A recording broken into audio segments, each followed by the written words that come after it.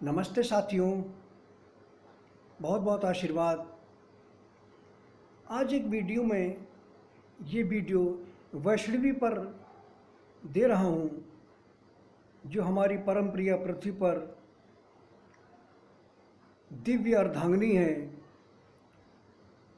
जिनके बारे में कई वीडियो में दे चुका हूँ। उन्हीं पर एक और वीडियो आज मैं महत्वपूर्ण दे रहा हूँ। जब बार बार भद्रकाली ने, नौ दुर्गाओं ने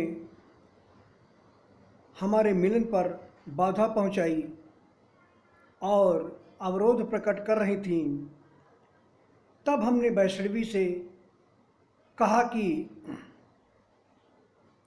प्रिय, आप ऐसा कीजिए कि बार बार ये देवियाँ विघ्न डाल रही हैं हमारे मिलन में और ये खुद भी नहीं आ रही हैं। तो हमने उनसे एक अनुष्ठान करने के लिए कहा, क्योंकि वो मेरी परम प्रिया थे, आज्ञाकारी हैं और बहुत ही अनुशासन प्रिय हैं और अत्यंत पवित्र भी हैं। तो मैंने उनसे कहा कि आप ऐसा कीजिए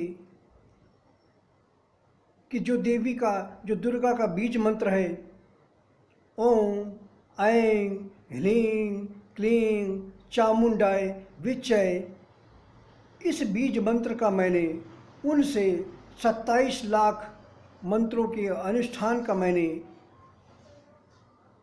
एक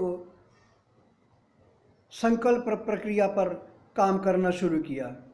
मैंने उनसे बताया कि आप ऐसा कीजिए कि मेरी प्रेरणा से, मेरी आज्ञा से आप प्रतिदिन जाप कीजिए और इस जाप को 27 लाख मंत्रों का जाप या अनुष्ठान कीजिए। और शायद ये मैंने 43 दिनों के लिए, 43 दिनों के अंदर इस अनुष्ठान को पूरा करने के लिए कहा था। और मैंने उनसे ये भी वादा किया था कि अगर ये पूरी निष्ठा के साथ इस बीज मंत्र का, हमारी पत्नी शक्ति का बीज मंत्र है, और इस बीज मंत्र का आपने अगर पूर्ण निष्ठा के साथ मेरी प्रेरणा से अगर आपने 27 लाख मंत्रों का अगर आपने जाप कर लिया, तो ये बीज मंत्र पूर्ण रूप से सिद्ध हो जाएगा और आप जो भी इस बीज मंत्र का आवाहन करके आदेश करेंगी वो तुरंत फलीभूत होगा। क्योंकि ये परम परमात्मा ने, मैंने इस बीज मंत्र को संकल्पबद्ध करने के लिए कहा था, इसलिए इसका प्रभाव अत्यंत श्रेष्ठ, अत्यंत दुर्लभ होने वाला था। मैंने उनसे ये भी कहा कि अगर आप जब ये 27 लाख बीज मंत्र का अनुष्ठान कर लेंगी, उसके बाद अगर आपने इस मंत्र का आह्वान कर अगर आपने ये आदेश कर दिया कि हे देवराज इंद्र, आप भले ही देवताओं के राजा हैं, लेकिन आप स्वर्ग से मेरे लिए भोजन लेकर के आइए, तो मेरे आदेश के अनुसार स्वर्ग से देवराज इंद्र को उनके पास भोजन लेकर आना ही पड़ता। ये इस बीज मंत्र की और ये 27 लाख अनुष्ठान मंत्रों की महिमा थी। और चूंकि ये परम परमात्मा ने, हमने ये अनुष्ठान करने के लिए कहा था, इसलिए इसकी महिमा हजारों लाखों गुना बढ़ चुकी थी। और मेरी आज्ञा का कोई भी उल्लंघन नहीं कर सकता। अगर ये 27 लाख बीज मंत्र वो जाप कर लेती, तो देवराज इंद्र को भी अगर आदेश देती, तो उनको भी उनके सामने प्रस्तुत होना पड़ता। लेकिन अनुष्ठान शुरू हुआ और जैसे ही अनुष्ठान 11 लाख मंत्रों तक पहुंचा, अर्थात जब वैष्णवी ने 11 लाख मंत्रों का जाप कर लिया, तब दुर्गा ने उनके साथ छल किया। और छल इस तरह से किया कि मैं शाम को लगभग 4:30-5 बजे के आसपास घर में विश्राम कर रहा था, तब हमारी प्रिय दुर्गा ने हमारे सामने प्रकाट्य किया। मेरी आंखें बंद थीं, परंतु मैं जाग रहा था और एक दिव्य कन्या के रूप में जो बड़ी बड़ी आँखें, बेहद खूबसूरत आँखें थीं, बेहद खूबसूरत चेहरा था और सर पर वो चुनरी बांधे हुए थीं। अपने इस रूप को मेरे सामने प्रकट किया और मेरे दर्शन किए, लेकिन उन्होंने बहुत बड़ी भूल की मेरे दर्शन करने में। वो मेरे पास आई तो उस 27 लाख मंत्रों के भय के कारण मेरे पास आई थीं और आई तो, लेकिन वह जब मेरे पास आई तो आंखों से खून के आंसू उनके बह रहे थे।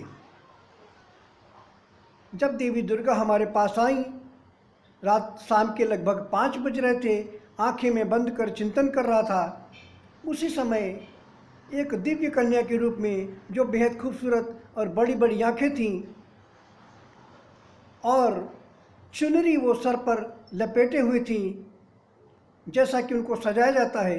लेकिन गलती उन्होंने ये की कि वो ब्रह्म के सामने आई तो, मगर वो खून के आंसू रोते हुए आई थी मेरे पास। उसके बाद जो मेरी वैष्णवी है, यहाँ से वैष्णवी के पास गई और वैष्णवी से उन्होंने कहा कि मैं आज अपने पति के पास, योगेश्वर जी के पास साक्षात चली गई थी, पहुँच गई थी। मैं उनसे मिलकर आ रही हूँ और मैं उनके पास निश्चित रूप से जाऊँगी। आप इस 27 लाख मंत्रों के अनुष्ठान को बंद कर दीजिए। और मैं उनके पास आज चली गई थी, मैं उनके पास अवश्य जाऊंगी पत्नी रूप से। ये दुर्गा ने उनके साथ छल किया। उन्होंने ये नहीं बताया कि मैं उनके पास गई तो थी, लेकिन बड़े कष्ट में गई थी, खून के आंसू रोते हुए मैं उनके पास गई थी। चूँकि परम ब्रह्म परमात्मा के पास वो खून के आंसू रोते हुए आई थी, इसलिए अब उनको जीवन भर खून के आंसू ही रोना पड़ रहा है और अत्यंत कष्टमय, कष्टकारी जीवन इन 9 दुर्गाओं को, देवी देवताओं को भुगतना पड़ रहा है। तो इस तरह से वैष्णवी के साथ उन्होंने छल किया और वैष्णवी को आश्वासन दिया कि हम अपने पति के पास आज गई थी, चली गई थी, उनसे मिलकर आ रही हैं और हम अपने पति के पास अवश्य जाएंगी। आप इस अनुष्ठान को बंद कर दीजिए। 11 लाख मंत्रों का जाप हो चुका था। उनके इस प्रेरणा के बाद, उनके इस वचनबद्धता के कारण वैष्णवी ने 11 लाख मंत्रों के बाद उस अनुष्ठान को बंद कर दिया। उसके बाद 9 दुर्गाएं फिर हमारे पास कभी नहीं आईं, क्योंकि उनको छल करना था। ये देवी देवता ऐसे ही हैं, छल कपट करते हैं। लेकिन अब उनका पाला चूँकि परम ब्रह्म परमात्मा से पड़ा था, वो मेरे पास आई तो थी, लेकिन खून के आंसू रोती हुई आई थी। इसीलिए अब जीवन भर उनको, अनंत काल तक, जब तक मेरी आज्ञा नहीं होगी, आशीर्वाद उनको नहीं दूंगा मैं, तब तक वो खून के आंसू ही रोती रहेंगी। और आज भी वो सब के सब देवी देवता खून के आंसू ही रो रहे हैं। तो हमेशा देवी देवताओं ने अपने पृथ्वीवासियों के भक्तों के साथ छल कपट ही किया है, धोखा ही दिया है। आप उनकी पूजा आराधना कीजिए, उनके प्रति समर्पित होकर के जब तक कीजिए, तब तक तो वो खुश रहते हैं। आप उनके दास बन करके रहिए, तब तक वो खुश रहते हैं। लेकिन आपने अगर उनको चुनौती दी और उनके सिंहासन को हिलाने की कोशिश की, तो फिर आपकी वो शत्रु हो जाएंगी और शत्रुवत व्यवहार करने की वजह से साम दाम, दंड भेद, छल कपट, हर चीज़ को वो अपनाती हैं। यही देवी देवताओं की नियति है। परंतु अब इस समय पूर्ण ब्रह्म, निराकार ब्रह्म, परम ब्रह्म से पाला उनका पड़ चुका है। उन्होंने हमारे साथ बहुत छल कपट किया है और इस छल कपट की कीमत उनको घोर नरक में जाकर चुकानी पड़ रही है। तो ये बहुत ही महत्वपूर्ण वीडियो मैंने आपको आज दिया है। धन्यवाद। मुझे उम्मीद है आपको ये ज्ञानवर्धक लगेगा और एक नए ज्ञान की ऊर्जा आपको प्राप्त होगी। धन्यवाद।